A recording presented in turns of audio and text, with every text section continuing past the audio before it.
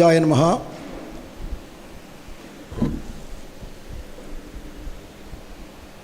ஸ்ரீசைலே சதயாபாத்திரம் தீபக்தியாதிகுணார்ணவம் யதீந்திரப்பிரவணம் வந்தே ரம்யஜாமாதரம் முனிம் லக்ஷ்மீநாதசமாரம்பாம் நாதயாமுனமத்தியமாம் அஸ்மதாச்சாரியபர்யந்தாம் வந்தே குருபரம்பராம் யோ நித்யமச்சுதபதாம் புஜயுக்மருக்ம व्यामोहदस्तदिधराणि तृणायमेने अस्मद्गुरोर्भगवतोस्य दयैकसिन्धोः रामानुजस्य चरणौ शरणं प्रपद्ये मातापिता युवदयस्तनया विभूतिः सर्वं यदेव नियमेन मदन्वयानाम् आद्यस्य न कुलपतेर्वगुलाभिरामं श्रीमत्तदङ्घ्रियुगलं प्रणमामि मूर्ध्ना भूतं सरश्च मगदाह्वयभट्टनाथ श्रीभक्तिसारकुलशेखरयोगिवान् भक्ताङ्घ्रिरेणुपरकालयतीन्द्रमिश्रान् श्रीमत्पराङ्कुशमुनिं प्रणतोऽस्मि नित्यं श्रीमत्कृष्णसमाह्वाय नमो यामुनसूनवे यत्कटाक्षैकलक्ष्याणां सलवश्रीधरः सदा வாழியதிராசன் வாழியதிராசன் வாழியதிராசனென வாழ்த்துவார்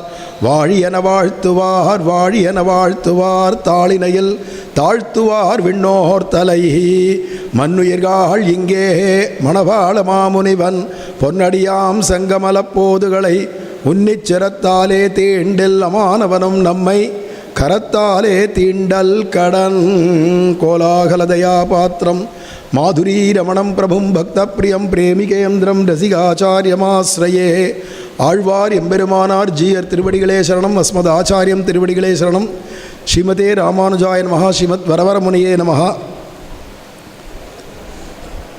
முதல்ல 4 வேதத்திலையும் சொல்லப்பட்டதான உட்பொருள் என்ன அப்படிங்கிறதான பகவத் தத்துவ ஞானத்தை தெரிஞ்சுக்கிறதுக்கான பரதத்துவ ஞானத்தை 4 மகா வித்வான்கள் மூலமாக நம்ம தெரிஞ்சுட்டோம். எதுவுமே நாம தெரிஞ்சுக்கிறது அப்படிங்கிறது கிடையாது. பிரமாணமான வேதத்திலேருந்து ஆரம்பித்து சகல சாஸ்திரார்த்த ஞானம் உடையவா அவளுடையதான திருவடிவாரத்தில் இருந்து கேட்டு தெரிஞ்சுக்கணும். அதுவும் ஏவம் பரம்பரா பிராப்தம் இமம் ராஜர்ஷியோ விதுகுன்னு கீதையில் சொல்கிறது மாதிரி பரம்பரையாக வந்ததான குரு பரம்பரையில் வந்து ஆச்சாரியர்கிட்டேந்து கேட்டு தெளிஞ்சிக்கணும். நாம புஸ்தகத்தை வச்சு படித்ததுனாலேயோ அல்லது யார்கிட்டேருந்து கேட்கணுமோ அதை விட்டுட்டு மற்றவாட்டேருந்தெல்லாம் கேட்டோ பிரயோஜனம் இல்லை. கசடர கற்றமாந்தர் கலையற கற்றமாந்தர் காண்பரோ கேட்பரோ தாம் அப்படின்னு சுவாமி தொண்டரடிப்படியாழ்வார் சொல்கிறது மாதிரி கலையற கற்றமாந்தர்னு சொல்லியாச்சுன்னா மிக்க வேதியர் வேதத்தின் உட்பொருள் நிற்கப்பாடி என் நெஞ்சுள் நிறுத்தினான்னு சொல்லும்படிக்கு சகல சாஸ்திரார்த்த ஞானமுடைய சர்வஜனான ஒரு ஆச்சாரியனுடைய திருவடிவாரத்தில் தத்வித்தி பிரணிபாதேன பரிப்பிரஷ்னேன சேவையா உபதேட்சம் திதே ஞானம் ஞானினஹா தத்வதர்சினஹான்னு கீதையில் சொல்கிறது போல அந்த ஆச்சாரியர் எப்படி இருக்கணும்னா ஸ்ரோத்ரியம் பிரம்மனிஷ்டம் சமித்பாணிகி ஸ்ரோத்ரியம் பிரம்மனிஷ்டம் தத்குரு ச குருமேவாபி கச்சேத் அப்படின்னு வேதம் சொல்லத்தினால ஒரு கால் தத் விஜானார்த்தம் ஒரு கால் நீ சகல சாஸ்திரார்த்த ஞானத்தையும் தெரிஞ்சு தெளிஞ்சவனாக ஆகணும். அந்த ஞானத்தை நீ அடையணும்னு ஆசைப்பட்டியானா நீ யார்கிட்ட போகணும்னா ஒரு ஆச்சாரியனை நாடி போகணும். அந்த ஆச்சாரியனுக்கு என்ன யோக்கியதை வேணும் அப்படின்னு சொன்னால் ஆச்சாரியனுக்குத்தான் யோக்கியதை சொல்லியிருக்கு. சிஷ்யனுக்கு யோக்கியதை இல்லாட்டாலும் பரவாயில்ல, அயோக்கியனாக வந்தாலும் பரவாயில்ல, நிரக்ஷர குட்சியாக வந்தாலும் பரவாயில்ல, அஜ்ஞானியாக விமூடாத்மாவாக இருந்தாலும் கவலை இல்லை. ஆனால் எத் கட்டாட்சைக லக்ஷானாம் சுலவஹா ஸ்ரீதரசதா அப்படின்னு பெரியவாச்சான் பிள்ளையுடைய தனியனில் சொல்கிறது போல அந்த ஆச்சாரிய கடாட்சத்துக்கு மாத்திரம் நம்ம பாத்திரமானாலே போரும். ஏன்னா பகவத் கடாட்ச லப்தமான ஞானத்தை காட்டிலும் குரு கடாட்சமான ஞானம்ன்றது சர்வோத்கிருஷ்டமாக உயர்ந்ததுக்கெல்லாம் உயர்ந்ததான மயர்வர மதிநலம் அருளினன்னு பெருமாளுடைய கடாட்சத்துக்கே ஆழ்வார் இப்படி இருப்பாரானா ஆச்சாரிய கடாட்சம் எப்படி இருக்கும் அப்படிங்கச்சே சிஷ்யனுக்கு லட்சணம் சொல்லணுன்ற அவசியம் இல்லை.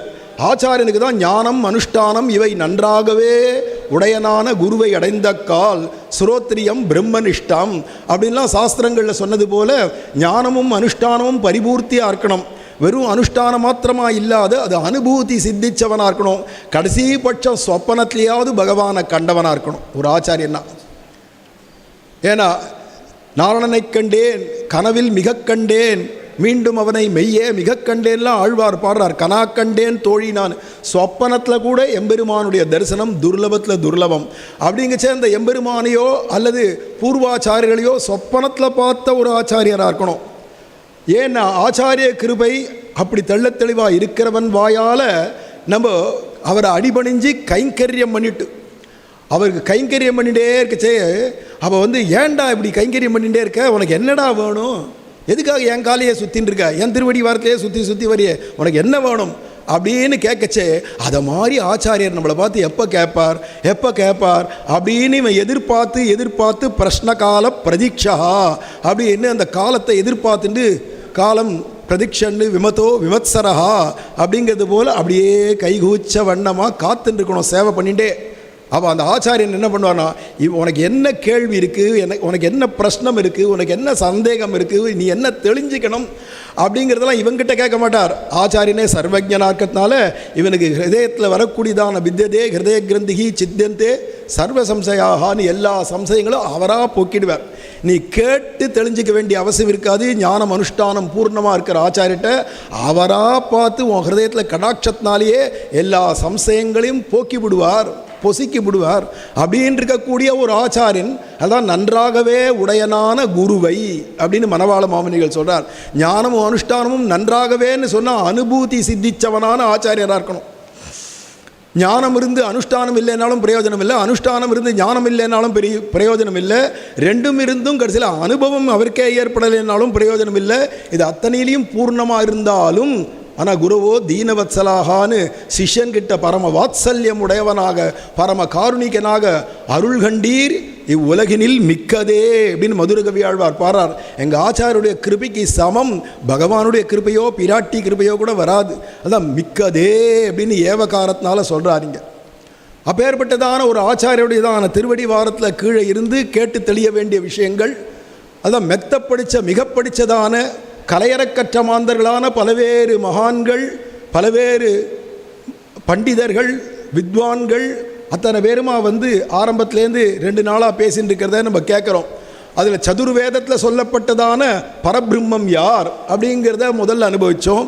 அதுக்கடுத்து தசோபனிஷத் அப்படின்னு சொல்லக்கூடியதான முக்கிய உபனிஷத்துகளான 10 உபனிஷத்துகள் அதெல்லாம் கேட்டோம். அதிலெல்லாம் பரபிரம்மம் யார் அப்படின்னு. அதுக்கு அடுத்தது ஸ்மிருதிகள், ஆகமங்கள். நிகமம்னா அடுத்தது ஆகமம். ஆகமத்துக்காக பாஞ்சராத்திர ஆகமம், வைகானச ஆகமம் ரெண்டும் வேதத்தை அனுசரித்து வருது. வேதத்துக்கு விருத்தமாக இருக்கக்கூடிய எதுவே எந்த சாஸ்திரமும் சாஸ்திரமாக ஏற்றுக்க மாட்டா. ஏன்னா வேதம்தான் எல்லாத்துக்கும் மூலம். வேதா சாஸ்திரம் பரம் நாஸ்தி ந தெய்வம் கேசவாத் பரம். இந்த விஷயத்தில் சத்தியம் சத்தியம் புனசத்தியம் உத்ருத்திய புஜமுச்சதே. அங்கே வியாசாச்சாரியரே சொல்கிறார், சத்தியமாக சொல்கிறேன், மறுபடியும் சத்தியமாக சொல்கிறேன், கை தூக்கி சத்திய சபதம் பண்ணி சொல்கிறேன், வேதத்தை காட்டிலும் உயர்ந்த சாஸ்திரம் இல்லை, கேசவனாகிய கிருஷ்ணனை காட்டிலும் உயர்ந்த தெய்வம் இல்லை அப்படின்னு ஆணித்தரமாக சொல்லிவிட்டார் வேதவியாசரே. அதனால அப்பேற்பட்ட வேதம்னு சொல்லியாச்சுன்னா உடனே ஆகமம்.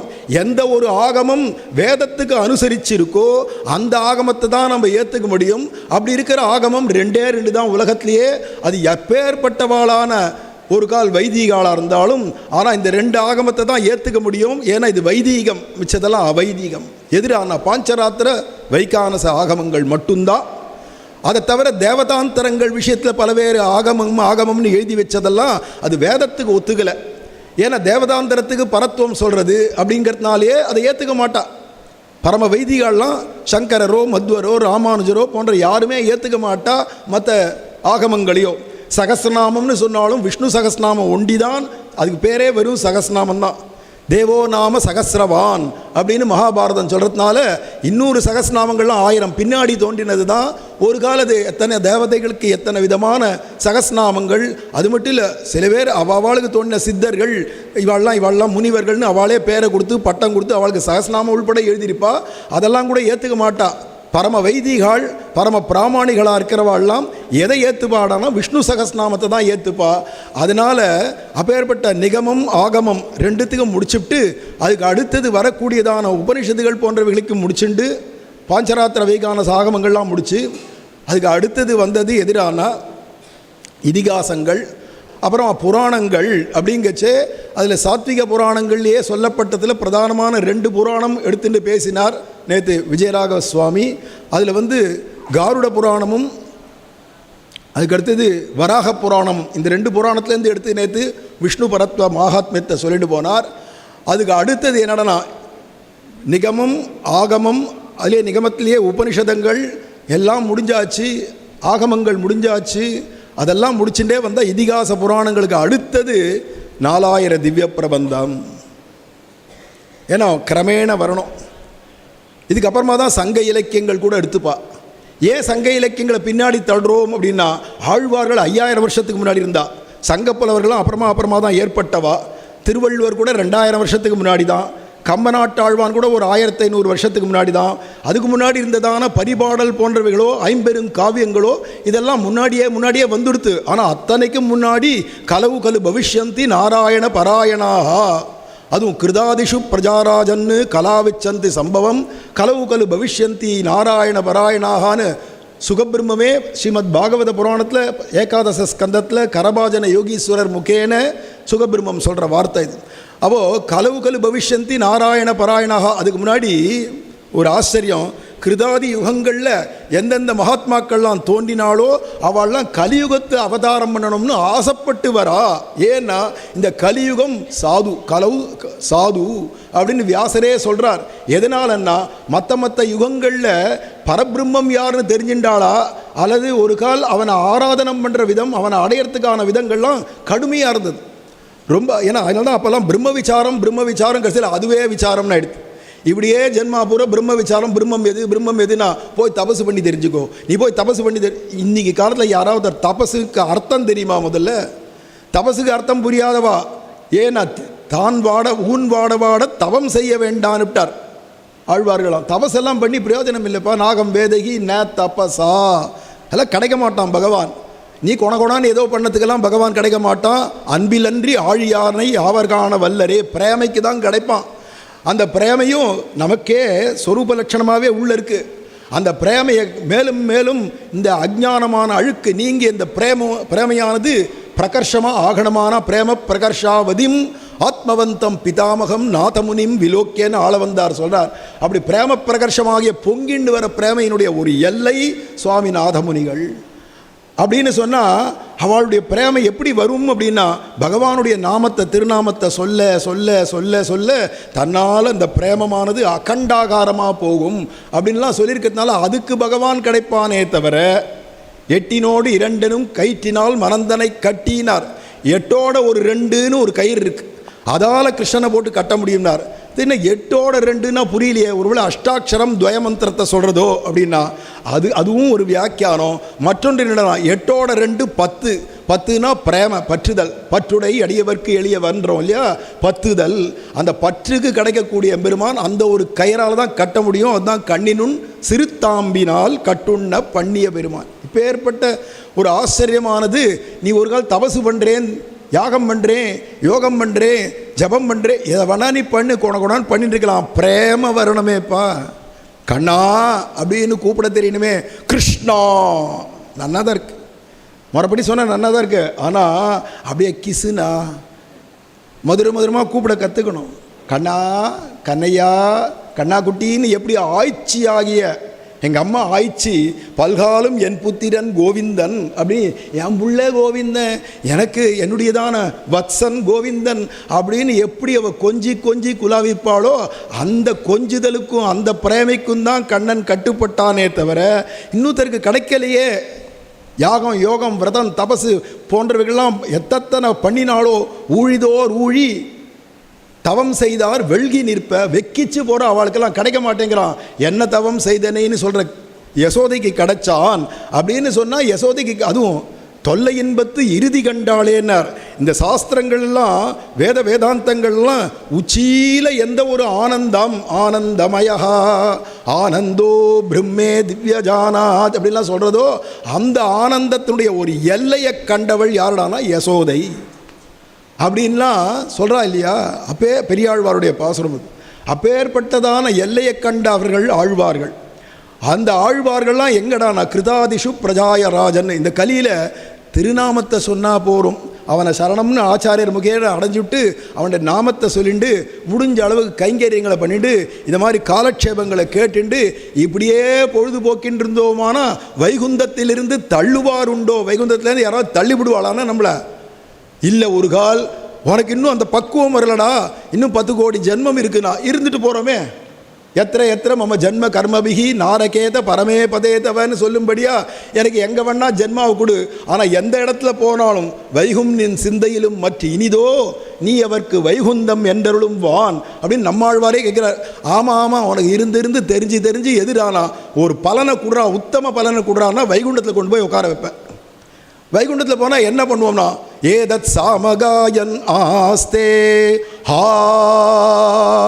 ஊஹா இப்படி ஹா ஊ ஹா ஊன்னு அந்த ஆனந்த களிப்போட குதிச்சுருப்போம், சாமகானம் பண்ணின்னு திரிவோமே தவிர அங்கே போயிட்டு உக்காண்டு உயர் வர உயர் நலம் உடையவன் எவனவன் அப்படின்னு நம்ம அங்கே போய் உட்காந்து திவ்ய பிரபந்தத்தை சேவிக்கிறதுக்கு, அதை அனுபவிக்கிறதுக்கு, இந்த மாதிரி உபன்யாசம் கேட்டுட்டு ஆஹா ஆஹா அப்படின்னு சப்பு கொட்டின்ட்டு அனுபவிக்கிறதுக்கெல்லாம் அந்த இடம் இல்லைப்பா. திடீர்னு பெருமாளை குதிரை வாகனத்தில் வையாளியில் எழுந்தருள பண்ணணும்னா அதெல்லாம் அவர் இஷ்டம், சர்வ சுதந்திரர் வைகுண்டத்தில். இங்கே என்ன அர்ச்சக சுதந்திரம், அர்ச்சக பராதீனாய் அப்படிங்கிறா இல்லையா. அர்ச்சக பராதீனா இருக்கிறதுனால சர்வ சுதந்திரனாக பகவான் எழுந்தொழி இன்னைக்கு தேர் அப்படின்னா ரதத்தில் வருவார், இன்னைக்கு யானை வாகனம் குதிரை வாகனம் யாழி இதில் வேணா எழுந்தொழ போகலாம். வரியா கிருஷ்ணா உனக்கு குளிப்பாட்ட போகிற வா, மஞ்சன மாட்டிய வாற்றை அப்படின்னா வருவான். இந்த அளவுக்கு சுலபம் நமக்கு இங்கே கிடைச்சது. இதெல்லாம் போட்டோம், நீ வைகுண்டத்தில் போய் இத்தனை கல்யாண குணங்களையும் அனுபவிக்கவே முடியாது. ஏன்னா காருண்யம் பரம கருணாமூர்த்தி, அதை நேரம் பார்க்க முடியாது வைகுண்டத்தில். ஏன்னா தன்னை விட ரொம்ப தாழ்ந்தவாளுக்கு உயர்ந்தவன் வாத்சல்யத்தை காட்டினாதானே கருணம்னு பேர். அங்கே தான் எல்லாரும் பரமம் சாமியம் உபைதி, பகவானுக்கு எல்லா விதத்திலையும் சமமானவர்கள் தான். அங்கே யாருமே அங்கே குறைஞ்சவா இல்லை. அப்போ அந்த கருணையை அங்கே பார்க்க முடியாது. வாத்சல்யத்தில் குற்றமுடையவனாகிய அழுக்கு உடையதான மனசில் எவன் இருக்கானோ அவங்கிட்ட ஒரு தாய்ப்பசு கன்று பசு கிட்ட வரக்கூடியதான அந்த அந்த பிரேமைக்கு தான் வாத்சல்யம்னு பேர். எத்தனை அழுக்கு குன்றனைய குற்றம் செய்யணும் குணம் கொள்ளும் அவிஜ்ஞாதா சகசிராம்சு அப்படின்னு சொல்லும்படி 1000 குற்றங்கள் இருந்தாலும் மலை போல குற்றம் இருந்தாலும் இவன் என் பக்தன் என் அடியான் அது செய்யார். ஏன் பக்தனா அவன் பெரிய உங்கள்கிட்ட பக்தன் மாதிரி வேஷம் போட்டு நெத்தியில் திலகங்கள்லாம் இட்டுருக்கான், துளசி மாலையெல்லாம் போட்டுருக்கான். ஆனால் கடைசியில் என்னடானா பக்தன் மாதிரி இருக்கானே தவிர நிறைய அயோக்கியத்தனம் பண்ணுறான், துராச்சாரங்கள் கூட இருக்க விட்ட அப்படின்னு யாராவது போய் பெருமாள்கிட்ட கோல் சொன்னால் கோல் சொல்கிறவனை அடித்து விரட்டிவிட்டு என் அடியான் அது செய்யான். ஏன்னா பக்த பட்சபாதி பக்த வத்சலன், அதனால் ஏன் அடியார்கள் குற்றமே பண்ண மாட்டான் இல்லையே. பிராட்டியே சொல்கிறா கேளுங்க, சாட்சாத் ஜெகன்மாதா ரங்கநாயகி தாயாரே பெரிய பிராட்டியாரே சொல்கிறா இவன் குற்றவாளின்னா என் அடியார். இனிமேல் நம்மடியார் போச்சு, என் அடியார். ஏன்னா தனக்கும் உனக்கும் சம்பந்தம் இல்லைங்கிறார் பிராட்டியை பார்த்து. என் அடியார் அது செய்யார். பின்ன என்னன்னா ஒரு கால் செய்யான்றதை ப்ரூவ் பண்ணிட்டா பிராட்டியே வந்துன்னா செய்தாரில் நன்று செய்தான். நானே அவனை கொண்டு இதை செய்ய வைக்கணும்னு நினச்சா கடைசியில் அவனே பண்ணிட்டானா, நல்லதா போச்சு. ஏன்னா மன்னிமித்தம் கிருதம் பாபம் அப்பி புண்ணியாய கல்பத்தே அப்படின்னு சாஸ்திரம் சொல்லுது. என் விஷயமாகவோ ஆச்சாரியர் விஷயமாகவோ ஒருவன் மகா பாபமே பண்ணிவிட்டான்னா கூட அது புண்ணியமாக தான் எண்ணப்படுறதே தவிர அது பாபம் ஆகாது அப்படின்லாம் சாஸ்திரம் சொல்லுது. அதுதான் கூடுமேல் தலையாங்கே அறுப்பதே கருமம் கண்டாய் அரங்கமா நகருளானேன்னு பாடுறார் தொண்டடிப்படி ஆழ்வார் கூட. அதுக்கெல்லாம் சாஸ்திரத்தினுடைய இதான துரூகமானது சாஸ்திரத்துலேருந்து தெரிஞ்சுக்கணும் இல்லையா. ஒரு ஆச்சாரியன்கிட்ட போய் சேர்ந்தோமானா அந்த ஆச்சாரியனுக்கு தான் லட்சணம் சொல்லியிருக்கு. அவர் அப்பேற்பட்ட ஆச்சாரியராக இருக்கச்சே அவருக்கு போய் நீ கைங்கரியம் பண்ணிட்டு இருந்தா போரும் அப்படின்னு சொல்லச்சு. அந்த கைங்கரியங்களை பண்ணிட்டு சிஷ்யன் இருந்தானா அவனுக்கு வேதம் வேதாந்தம் ஆகமங்கள் இதிகாச புராணங்கள் இத்தனை ஞானமும் அந்த ஆச்சாரியர் அவன் ஹிருதயத்தில் சுஸ்பஷ்டமாக அப்படியே தெரியும்படியாக தெளியும்படியாக ஸ்திரமாக இருக்கும்படியாக அப்படி பண்ணிடுவாராம். பகவானை கொண்டு வந்து ஹிருதயத்தில் ஏஷாம் ஹிருதயே இந்தீவரஷாமோ ஹிருதயே சுப்பிரதிஷ்டிதான பகவானை கொண்டு வந்து பிரதிஷ்டை பண்ணுறது பெருசு இல்லை. சகல சாஸ்திரார்த்த ஞானம் அது சூக்ஷ்மார்த்த ஞானத்தை கொண்டு வந்து ஹிருதயத்தில் எந்த ஆச்சாரியன் பிரதிஷ்டை பண்ணுறாரோ பிரமாணங்களை பிரதிஷ்டை பண்ணுறாரோ அந்த ஆச்சாரியர் தான் உயர்ந்தவர். பிரமேயமான பகவான் யாருக்கு தான் தரிசனம் கொடுக்கல, யாருக்கு காட்சி கொடுக்கல. ஏன்னா ராமாவதாரத்துலேயும் எல்லாரும் தான் சேவிச்சா, கிருஷ்ணாவதாரத்தில் பார்த்தாலும் எல்லாருக்கும் பூதனைக்கு உள்பட வைகுண்டம், சகடாசுரனுக்கெல்லாம் வைகுண்டம், சிசுபாலனுக்கெல்லாம் வைகுண்டம். வைகுண்டத்தை கொடுக்கறதோ தன்னை காட்டி கொடுக்கறதோ பெருசு இல்லை. உத்தம ஆச்சாரியர் மூலமாக சகல பிரமாணங்களையும் ஹிருதயத்தில் சுப்பிரதிஷ்டிதமாக அதான் மிக்க வேதியர் வேதத்தின் உட்பொருள் நிற்கப்பாடி என் நெஞ்சுள் நிறுத்தினான். பிரமாணம் ஒருத்தனுக்கு சித்திக்கலையானா பிரமேயம் சித்திக்காது. பிரமேயம்னா பகவான், பிரமாணம்னா சாஸ்திரம். சாஸ்திரார்த்த ஞானம், சூக்ஷ்மார்த்த ஞானம் எவனுக்கு சித்திக்கிறதோ அவனுக்குத்தான் எம்பெருமான் கையில் கிடைப்பான், கையிலங்கு நெல்லிக்கனியா.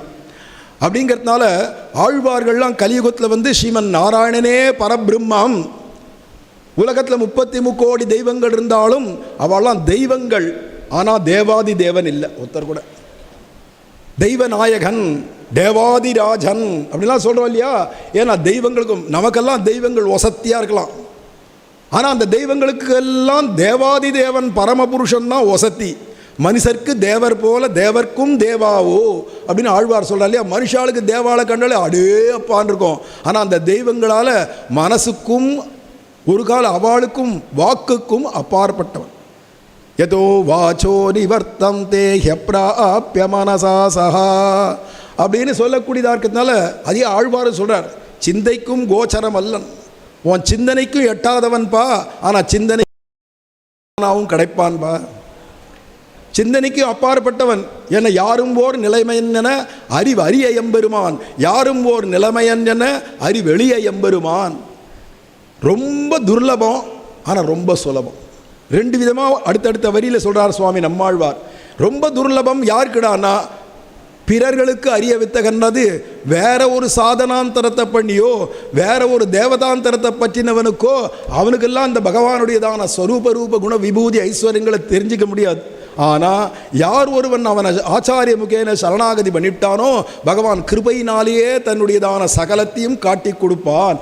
அப்படிங்கிறதுனால அப்போ ஆச்சாரிய முகேன எம்பெருமான சரணாகதி பண்ணினவாளுக்கு ரொம்ப சுலபம். சரி, சரணாகதி பண்ணிட்டு பொழுதுபோக்கு என்ன அப்படின்னா, சில பேர் சொல்கிறா, நான் பிரபத்தி பண்ணிட்டேன், சரணாகதி பண்ணிட்டேன், இனிமேல் நான் ஒன்றும் செய்யக்கூடாது, சாதனாந்தரம் கூடாதுன்னு சொல்லிக்கிறத தவிர கைங்கரியம் பண்ணணும்.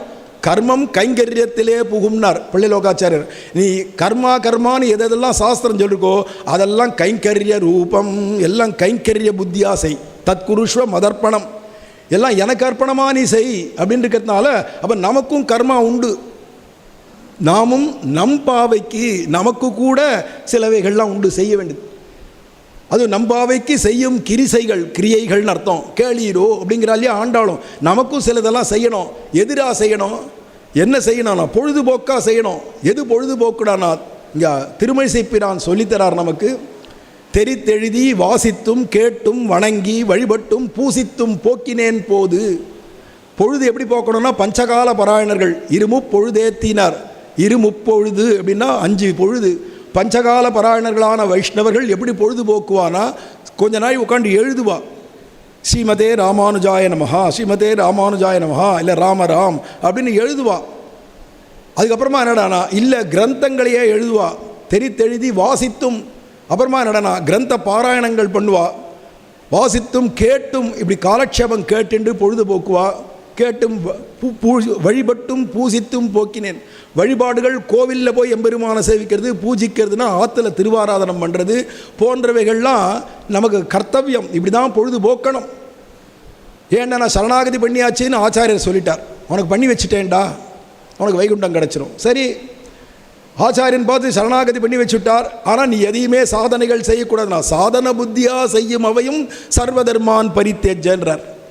சாதனா புத்தியோடு எதுவுமே செய்யக்கூடாது, தான் சர்வதர்மான் பரித்தேஜ. பின்ன என்னன்னா ஒவ்வொன்றும் கைங்கரிய ரூபமாக செய்யணும். அப்படிங்கிச்சு எதை பண்ணாலும் அது கைங்கரியம் தான். அப்படிங்கிறச்சு நீ குளிச்சேன்னா கூட பாத்ரூமில் போய் குளிச்சா கூட நான் எனக்கு உடம்புக்கு அழுக்கு போகிறதுக்கு வேர்வை நாத்தம் போகிறதுக்காக நான் குளிக்கிறேன் அப்படிங்கிறத நினைக்கிறதுக்கு பதிலாக உள்ளே இருக்கிற கண்ணனுக்கு நான் திருமஞ்சனம் பண்ணுறேன் அப்படின்னு நினச்சின்னு பண்ணியானா அப்போ அந்த குளிக்கிறதே எம்பெருமானுடைய திருமஞ்சனம் ஆகிடும். நம்ம பேசுகிறதெல்லாம் எம்பெருமானுடையதான ஸ்தோத்திரமாக போயிடும். நம்ம பண்ணக்கூடிய ஒவ்வொன்றுமே பகவத் விஷயமாக அதுவே தன்னால் ஆயிடும். அப்படிங்கிறத அர்த்தத்தினால பொழுதுபோக்குறது ரொம்ப முக்கியம். அல்லது நாம சங்கீர்த்தனம் பண்ணிண்டோ, திவ்ய பிரபந்தம், பகவத்கீதை, பாகவதம், ராமாயணம் அல்லது சத்கிரந்தங்களாக எடுத்து நித்தியம் பாராயணம் பண்ணுறது, ஸ்ரீபாஷ்யம் போன்றவர்களை சத்கிரந்தங்களை பாராயணம் பண்ணுறதோ இப்படி நல்ல பொழுதாக போக்கணும். அப்படிங்கிறதுனால இப்படி இருந்தால் தான் நாராயண பராயணஹா. சும்மா இஷ்டத்துக்கு நான் நாராயண பக்தன் தான் சொல்லிட்டு அப்படி வேணா இருக்க முடியாது. இப்படிலாம் இருந்தால் தான் நாராயண பராயணா. அப்ப நல்ல சத்கிரந்தங்களை பாராயணம் உண்டோ கேட்டுண்டோ இப்படியாக தெரித்தெழுதி வாசித்தும் கேட்டும் வணங்கி வழிபட்டும் பூசித்தும் போக்கினேன் போது இப்படி பொழுதுபோக்கா காலக்ஷேபமாக சத்விஷயமான காலக்ஷேபமாக பொழுதுபோக்கணுமே தவிர அந்நிய விஷயமாக காலக்ஷேபம் பண்ணிவிட்டோமானால் அதுக்கப்புறமா அது பிரபத்தியோ அல்லது சரணாகதியோ பண்ணதுக்கு அர்த்தம் இல்லைன்னு ஆகிடும். அதனால ஆழ்வார்கள்லாம் அவதாரம் பண்ண போகிறான்னு சொல்லச்சேவே அவள்லாம் எப்படி இருப்பானா, நாராயண பாராயணாஹா. எங்கெங்கே அவதாரம் பண்ணுவானா, கொச்சின் மகாராஜ திரவிடேஷு சபூரிசா. திராவிட தேசத்தில் அவதாரம் பண்ணுவா. திராவிட தேசத்துலையும் பஞ்ச திராவிடம்னு இருக்கே, 5 திராவிட தேசம் இருக்கே, அதில் எங்கள் சுவாமியை அவதாரம் பண்ணுவார்னு கேட்கச்சே அதுக்கு சுகபிரம்மம் சொல்கிறார், தாமிரபர்ணி நதியத்திர, நம்ம தாமிரபர்ணி நதி தீரத்தில் அவதாரம் பண்ண போகிறார். அது முதல்ல அதை சொல்லுவானே, காவேரீச்ச மகா புண்ணியான்னு, கங்கையர் புனிதமாய காவிரியை முதல்ல சொல்லியிருக்கலாமே, ஏன் தாமிரபர்ணினா? முதல்ல கலியுகத்தில் தோன்றக்கூடிய ஆழ்வார்னாலே சுவாமி நம்மாழ்வார் தான் அப்படின்னு சொல்லக்கூடிய சுவாமி நம்மாழ்வார் அவதாரம் பண்ணதும், சுவாமி மதுரகவி ஆழ்வார் அவதாரம் பண்ணதும் தாமிரபர்ணி நதி தீரமாக்கத்தினால கலியுகம் தோன்றி 1.5 மாதம் 48வது நாள் ஒரு மண்டலம் கிருஷ்ணன் மறைஞ்சி ஒரு மண்டலம் தான் அது நம்மாழ்வார். அதே கிருஷ்ணனே இங்கே தமிழ்நாட்டில் அவதாரம் பண்ணார். கிருதயுகத்தில் பகவான் பிராமண அவதாரம் வாமனாவதாரம், திரேதாயுகத்தில் பகவான் க்ஷத்ரிய அவதாரம் ராமாவதாரம், துவாபர யுகத்தில் பகவான் வைசியாவதாரம் அப்படிங்கச்சே கிருஷ்ணா அவதாரம் பண்ணார். கலியுகத்தில் பகவான் சதுர்த்த வர்ணத்தில் அவதாரம் பண்ணுவான் அப்படிங்கச்சே நாடார் குலம்னு இப்போ சொல்கிறோமே, வழுதி வளநாடன்னு அதில் தோன்றினார். அப்படின்னா என்ன அர்த்தம்டானா, பகவான் ஒவ்வொரு வர்ணத்துலேயும் தோன்றுவான், ஒவ்வொரு வர்ணத்துலேயும் தோன்றுவான்.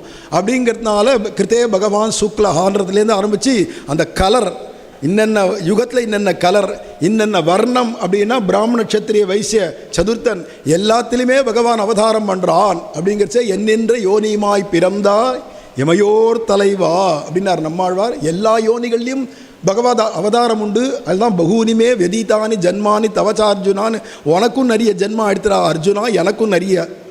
நான் பண்ணுறதெல்லாம் ஜென்மா இல்லை அவதாரம், நீ பண்ணுறதெல்லாம் ஜென்மா அப்படின்னு பிரித்து காட்டுறான். அப்பேற்பட்டதான ஆழ்வார்கள் 4000 திவ்ய பிரபந்தம் சாட்சாது திராவிட வேத சாகரம் அப்படின்னு சகல சாஸ்திரார்த்தங்களையும் புழிஞ்சு சார தமமாக நமக்கு கொடுத்தவர்கள் ஆழ்வார்கள் இல்லையானா சாஸ்திரார்த்தம்னா என்னென்னே புரிஞ்சிருக்காது. அவர்கள் அவதாரம் பண்ணி இல்லையானா சாஸ்திரார்த்தம்னா என்னென்னே புரிஞ்சிருக்காது. அப்படிங்கச்சே அந்த சாஸ்திரார்த்தம் அதாவது உட்பொருள் அதெல்லாம் நிற்கும்படிக்கு நமக்கு ஆழ்வார்கள் அருளி செய்தான். அதில் வரக்கூடியதான பரபிரம்மம் யார் அப்படிங்கச்சே அதில் அடியன் எடுத்துட்டு இருக்கிறது முதல் 2000 சுருக்கமாக தான் எதுவுமே சொல்ல முடியும், அவகாசம் அவ்வளோதான். அடுத்த பெரிய ஆச்சாரிய சுவாமி எழுந்தருளிருக்கார். அவர் 3-4வது ஆயிரங்களில் இருக்கக்கூடிய விஷ்ணு பரத்துவம் சாதிக்க எழுந்தருளிருக்கார் பரம கிருபையினால். அதில் சுருக்கமாகவே சொல்லிட்டு வரேன்.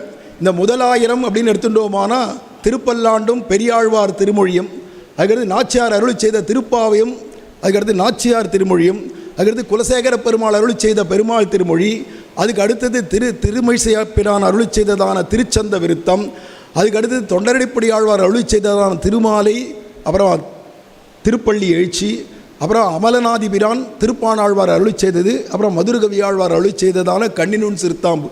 இத்தனை பிரபந்தமும் சேர்த்து முதல் 1000. 2வது 1000 பூரா திருமங்கை ஆழ்வார் அருளி செய்த பெரிய திருமொழியும் திருக்குறுந்தாண்டகம் திருநெடுந்தாண்டகம்ன்ற தாண்டக பிரபந்தங்கள். இது 2வது 1000. இதில் சொல்லப்பட்டதுன்னா அத்தனையும் அதாவது சொல்லுவா, ஒரு பானை சோறுக்கு ஒரு சோறு பதம் அப்படின்னு சொல்கிறது மாதிரி நம்ம எல்லாத்தையும் உட்காண்டு, ஏன்னா அவள் சொல்லியிருக்கிறது முழுக்க பரபிரம்மம் ஸ்ரீமன் நாராயணனே, பரபிரம்மம் அந்த கண்ணபிரானே, அந்த ராமனே அப்படின்னு இதையே திருப்பி சொல்லிகிட்டே இருக்கார், சாதிச்சுட்டே இருக்கா ஆழ்வார்கள். நினச்சே அத்தனையும் சொல்கிறதுக்கு அவகாசம் இல்லாத 1-2 பாசுரத்தில் சொல்லிட்டு வரோம். திருப்பல்லாண்டு ஆரம்பிக்கச்சவே பல்வகையாலும் பவித்திரே உன்னை பல்லாண்டு கூறுவனே அப்படின்னு வச்சவே, பல்வகையாலும் பவித்திரனே அபகத பாப்மா திவ்யோ தேவ ஏகோ நாராயணஹா. அபகத பாப்மத்வாதிகள்னாலேயே அகிலஹேய பிரத்தனீக கல்யாணைகதான ஸ்வேதர சமஸ்த வஸ்து விலக்ஷண அனந்த ஞானானந்தைக ஸ்வரூபான்னு பாஷ்யக்காரர் நம்ம சரணாகதி கத்தியம் ஆரம்பிக்கச்சவே சொல்கிறா இல்லையா, அகிலஹேய பிரத்தனீகன், எந்த விதமான தாழ்ந்ததான விஷயங்களே அவன்கிட்ட கிடையாது. அவன்கிட்ட எந்த விதமான பாவங்களோ குற்றங்களோ எந்த தாழ்ந்த விஷயங்களோ எதுவுமே அற்றவனாக இருக்கான். அதுவும் பல்வகையாலும் பவித்திரன், பரம பவித்திரமானவன் எம்பெருமான் அப்படிங்கிறத காட்டுறார். பெரிய ஆழ்வார் திருமொழியில் உய்ய உலகு படைத்துண்ட மணிவயிரா ஊழிதோர் ஊழி பல ஆலினிறை அதன் மேல். இந்த பாசுரத்தில் உய்ய உலகு படைத்துண்ட மணிவயிரா, உலகத்தெல்லாம் சிருஷ்டி பண்ணினவன், உலகத்தெல்லாம் உமிழக்கூடியவன் பிரளய காலத்தில். காரணம் து தேயகா அப்படிங்கிறதுனாலையும் ஜன்மாத்தியசயதா அப்படிங்கிற பிரம்மசூத்திர வாக்கியங்கள் அல்லது ஜன்மாத்தியசயத்தோன்வயாத்துன்னு பாகவதம் ஆரம்பிக்கச்சவே சொல்கிற ஸ்லோகம் என்னடனா, இந்த உலகங்கள்லாம் யாரிடமிருந்து உண்டானதோ. அப்போ பரபிரம்மம் பரம்பொருன்றதுக்கு லட்சணம் என்ன அப்படின்னா, பிரம்மம்னு சொன்னாலே காரண வஸ்து, எல்லாத்துக்கும் மூல காரணம் அவன்தான் அப்படின்னு தெரிஞ்சுக்கணும். அப்போ மூல காரண வஸ்துனா பிரம்மன்றதுக்கு நிர்வச்சனம் பண்ணச்சவே, யதோ வா இமானி பூதானி ஜாயந்தே ஏன ஜாதானி ஜீவந்தி யத் பிரயந்தவிசம்விசந்தி தத் விஜிக்ஞாசஸ்வ தத் பிரம்மேதி. எது பிரம்மம் அப்படின்னா அது பிரம்மம். ஏன்னா அவன் எவன் அவன், எவன் அவன், எவன் அவன் அப்படின்னு தானே திருவாய்மொழியில் முதல் பாசுரமே. ஏன்னா எவன்னு கேட்டால் அவன் தான், கஹா அப்படின்னா சஹா, அதுக்கு மேலே வேறு பேச்சே கிடையாது. ஏன்னா அவனை எப்படி சொல்ல முடியும்னா எப்படியுமே சொல்ல முடியாது, அப்பேற்பட்டவன். ஆனால் எப்படி புரிஞ்சுக்க முடியும்னா, இந்த உலகெல்லாம் தெரிகிறதேப்பா, இந்த உலகம்லாம் எவனிடமிருந்து உண்டானதோ. நம்மலாம் ஓரளவு சௌக்கியமாக இருக்கமே, மற்றவா பார்த்து ஐயா சௌக்கியமாக இருக்கடா அப்படின்னு இருக்கேன் அப்படின்னு சொல்கிற அளவுக்கு நம்ம சௌக்கியமாக வச்சுருக்காரு, வாழ வைக்கிறாருன்னா மனுஷால வாழ வைக்கிறாருல. புழு பூச்சிலேருந்து ஆரம்பித்து பிரம்மா வரைக்கும் எல்லாருக்கும் அவாளுக்கு வேண்டிய இஷ்ட பிராப்தி அனிஷ்ட நிவர்த்தி எல்லாம் பண்ணி ரட்சிக்கக்கூடியவன். ரட்சகன் அவன் தான், அழிக்கிறவன். அழிக்கிறவன் வேற, அழிக்கிறவன் வேற. அழிக்கிறவன்னா காப்பாற்றுறவன், அடுத்து அழிக்கிறவன்னா, அழிக்கிறதுனா என்ன அர்த்தம்னா எல்லாத்தையும் பிரளய காலத்தில் தன்னுடைய வயிற்றில் வச்சுண்டு ஆலமா மரத்தின் இளமேல் ஒரு பாலகனாய் ஞாலமேழும் உண்டான் உலகமுண்ட பெருவாயன் அப்படின்னு சொல்லும்படிக்கு எல்லாத்தையும் தன் வயிற்றில் அடக்கி வச்சுண்டு சேதே பிரம்ம சிசுரூபம். கடைசியில் பகவான் கராரவிந்தேன பதாரவிந்தம் முகாரவிந்தே வினிவேசயந்தம்னு சொல்லும்படியே ஒரு சின்ன அப்போ தோன்றின கொழுந்து, ஆலமரத்தினுடைய கொழுந்து, சின்ன கிசலயம், சின்ன அதுக்குள்ளால உலகத்தெல்லாம் முழுங்கிவிட்டதான பரபிரம்மம் சின்ன குட்டி கண்ணனாக தன் கால் கட்டவர்கள் எடுத்து தானே தன் வாயில் சூம்பிண்டு, யாராலையும் எதாலையும் எனக்கு ஆக வேண்டியதில்லை, எனக்கு வேணுமானா எனக்கு தாரக போஷக போக்கியம் என் சரணம்தான், உங்களுக்கும் தாரக போஷக போக்கியம் சரணம்தான், என்னுடைய துயரத்தை போக்குறதும் என் சரணாரவிந்தம் தான், உங்களுடைய அத்தனை பேருடைய துயரத்தையும் போக்குறது இந்த சரணாரவிந்தம் தான். துயரரு சுடரடி தொழுது எழு என் மனனே.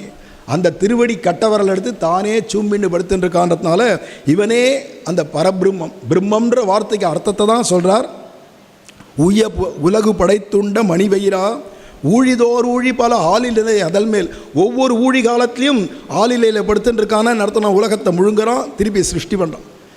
எல்லா தெய்வங்களையும் எல்லாரும் போய் கொண்டாடுறா. எங்கள் தெய்வம் வசத்தி, எங்கள் தெய்வம் தப்பே இல்லை, அவரவர் இறையவர் குறைவிலர். எப்படி பார்த்தானா உள்ள அந்தரியாமியான பகவான் ஏஷ சர்வான் அந்தராத்மா அப்படின்னு அபகத பாப்மான்னு சொல்லச்சவே எல்லா பூதங்களுக்குள்ளேயும் நிறைஞ்சிருக்கான் எம்பெருமான். அப்படிங்கிறதுனால அவரவர் இறையவர் குறைவிலர் இறையவர். ஆனால் ஒரு விஷயம் தெரிஞ்சுக்கணும், பிரளய காலம் வந்தால் பிரம்மாவை உள்பட முழுங்குறவன் எல்லாரும் அறியாரோ எம்பெருமான் உண்டுமிழ்ந்த எச்சில் தேவர். பகவானுடைய வாய் வழியாக போய் வெளியில் வந்தவா தான் எல்லாரும். பகவானுடைய வாய் எச்சில்ல படாதவா ஒருத்தருமே கிடையாது, தேவர்கள்லேருந்து பிரம்மாலேருந்து. இது மாதிரி ஒரு பிரம்மாவாக இருக்கார், இந்த அண்டத்துக்கு ஒரு பிரம்மா. அதை மாதிரி ஒவ்வொரு அண்டங்கள்னா கோடானு கோடி அண்டங்கள் இருக்குது. ஒவ்வொரு அண்டங்கள்லையும் கோடானு கோடியான பிரம்மாக்கள் சங்கியை இருக்கிறதுனால அகிலாண்ட கோடி பிரம்மாண்டம் அப்படின்னு சொல்கிறோம். அத்தனைக்கும் ஒரே நாயகன். அதனால சொல்கிறார், ஊழிதோர் ஊழி பல ஆளினரே அதன் மேல் பையவு யோகுதுயில் கொண்ட பரம்பரனே. அதனாலேயே அவன் பரம்பரன், பரமபரன். எல்லாத்த காட்டிலும் பரத்துக்கெல்லாம் பரம். ஆதி ஆதி ஆதியாய அப்படின்னு பல இடத்துல திருமணிசை பிரான்னு சொல்கிறார். ஆதி ஆதி ஆதினி அப்படின்னு. அப்பேற்பட்ட ஆதி சப்தமே அவனுக்கு ஒண்டிதான். அப்பேற்பட்டவனாக இருக்கிறதுனால ஒவ்வொரு ஊழிலையும் பிரளய காலத்திலையும் படுத்துட்டு இருக்கக்கூடியவனாக எல்லாத்தையும் முழுங்கிட்டு படுத்துட்டு இருக்கான் அப்படிங்கிறார். இதுக்கு அடுத்த லட்சணம் என்னென்னா, பரபிரம்மத்துக்கு பல லட்சணம் சொல்லப்பட்டிருக்கு. எவன் சிருஷ்டிகர்த்தாவோ அவன்தான் பரபிரம்மம்.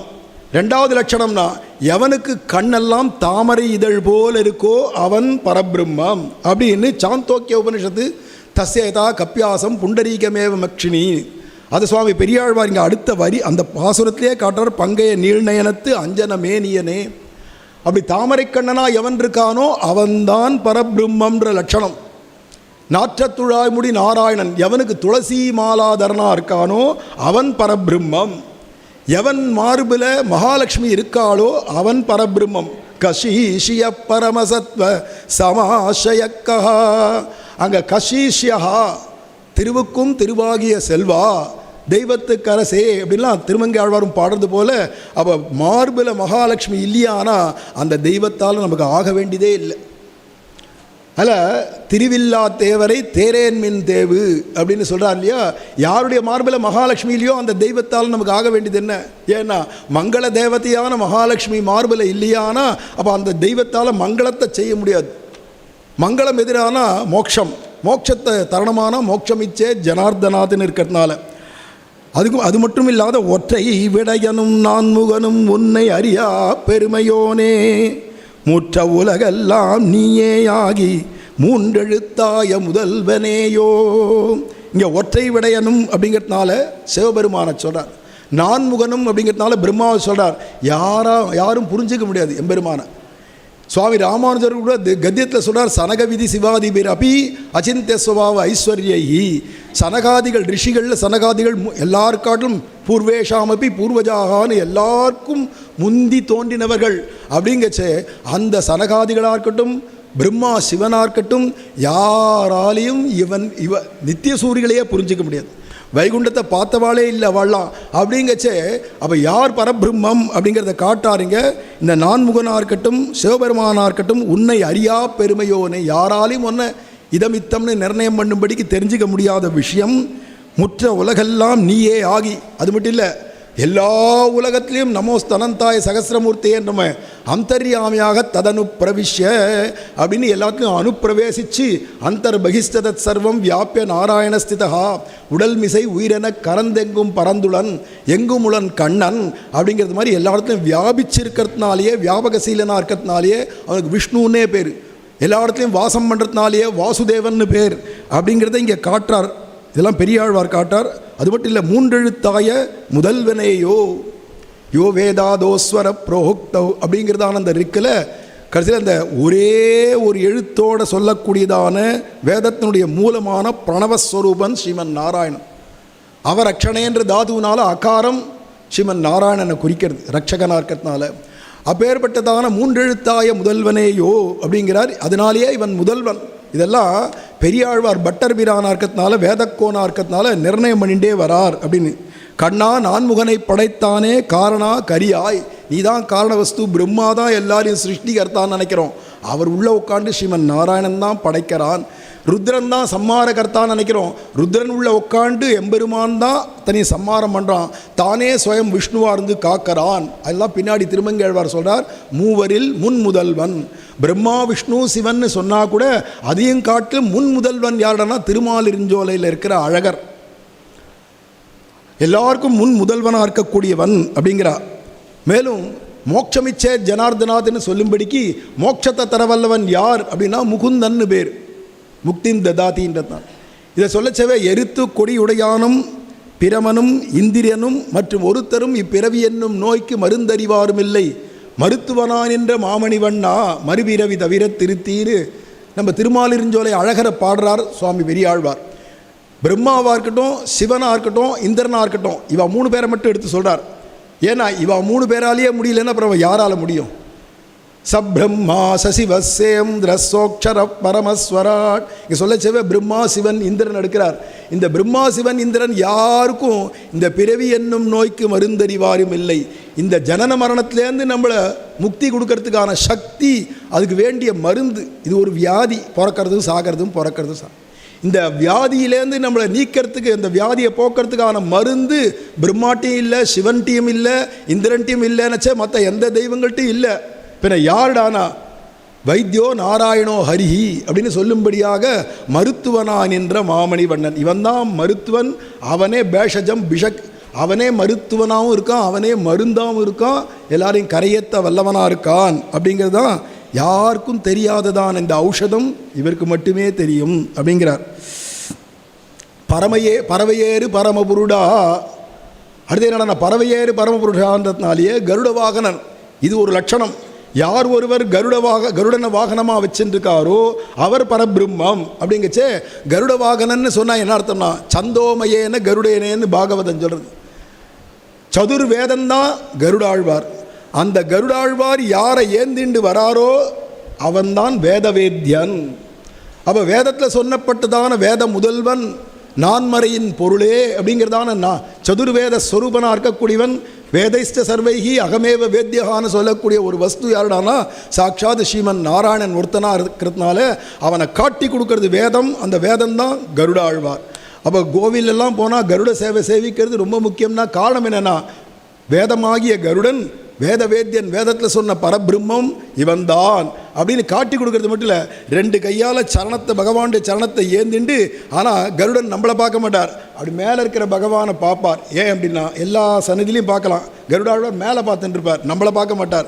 ஏண்டானா இவன் ஒருத்தன் தான் வேத முதல்வன். நான் யாரை தூக்கிண்டு எழுந்தருளை பண்ணி வந்திருக்கனோ இவர் தான் வேத முதல்வன் அப்படின்றத பரபிரம்ம ஞானம் அதை கொடுக்கறதுக்காக தான் கருட வாகனம். அது மட்டும் இல்லை, இவர் தான் குலதெய்வம்.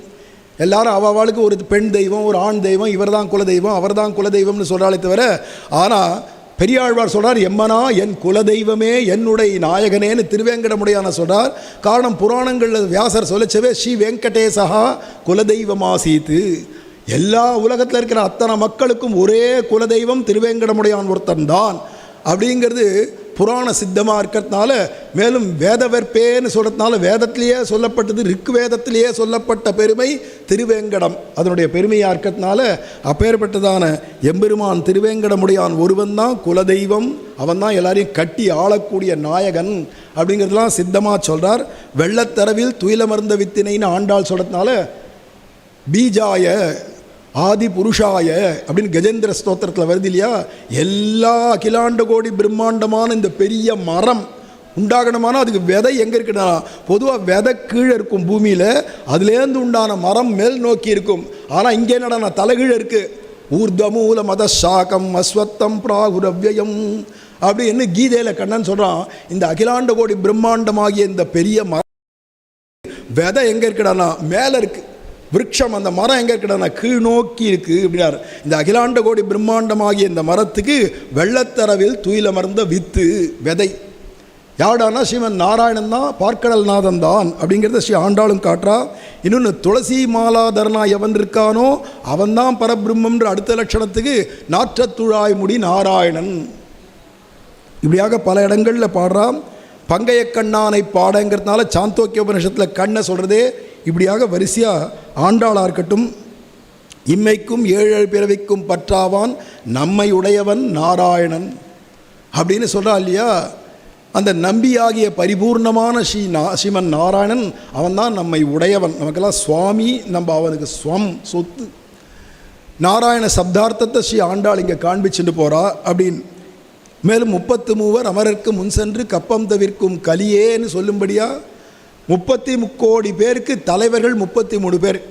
அதையும் விபாகம் பண்ணி காட்டுறா. எண்மர் 11 ஈரருவர் ஓரிருவர் அப்படின்னு அஷ்டவசுக்கள், ஏகாதச ருத்ரர்கள், துவாதச ஆதித்யர்கள், அஸ்வினி குமாரர்கள் போன்ற 33 பேர். அவளுக்கே கஷ்டங்கள் வந்தால், ஆபத்துகள் வந்தால், விபத்துகள் வந்தால் போக்குறது யாருடானா நம்ம எம்பெருமான் கண்ணபிரான் தானே. 33 அமரருக்கும் வரக்கூடிய கஷ்டத்தை போக்குறவன் அப்படின்னு சொன்னால் அவன் நமக்கு ஒரு கஷ்டம்னு சொன்னால் யார் ஆபத் பந்துவாக வருவா, வழித்துணை பெருமாளாக யார் வருவார்னா நம்ம திருமோகூரில் இருக்கிற காலமேக பெருமாள் தான் வருவார் அப்படிங்கிறத காட்டுறதா இருக்கிறதுனால 33 அமரருக்கும் வரக்கூடியதான கஷ்டங்களை போக்குறவன் இவன் தான். இது மாதிரி கடைசியில் நாட்டை படையென்று அயன் முதலா தந்த நளிர்மா மலருந்தி இந்த உலகத்தெல்லாம் படை அப்படின்னு ஆக்ஞாபிச்சான். நான்முகனை படைச்சுட்டு அப்படி தேவர்களையும் நியமிக்கிறவனாக இருக்கிறதுனால சர்வதேவ நியாமகன் அப்படின்னு காட்டுறா.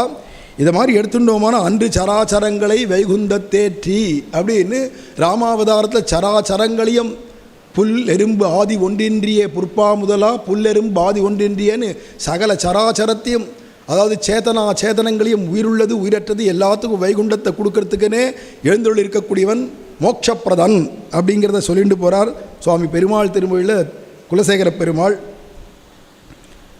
இதை மாதிரி சொல்லிட்டு போனோம்னா நிறைய இருக்குது. ஆனால் சுவாமி அடுத்த சுவாமி காத்துட்டு இருக்கிறதுனால ஒரு கோட் காட்டுறதுன்னு சொல்லுவா இல்லையா, திக்தர்சனம் மாதிரி ஏன்னா பிரபந்தம்னு எடுத்துட்டோன்னா 4000 பிரபந்தமாகிய அருளிச்செயல் ஆமூலாகிரம் எங்கே எடுத்தாலும் ஸ்ரீமன் நாராயணனே பரபிரம்மம். ஏன்னா வேதம் முதல்வன்.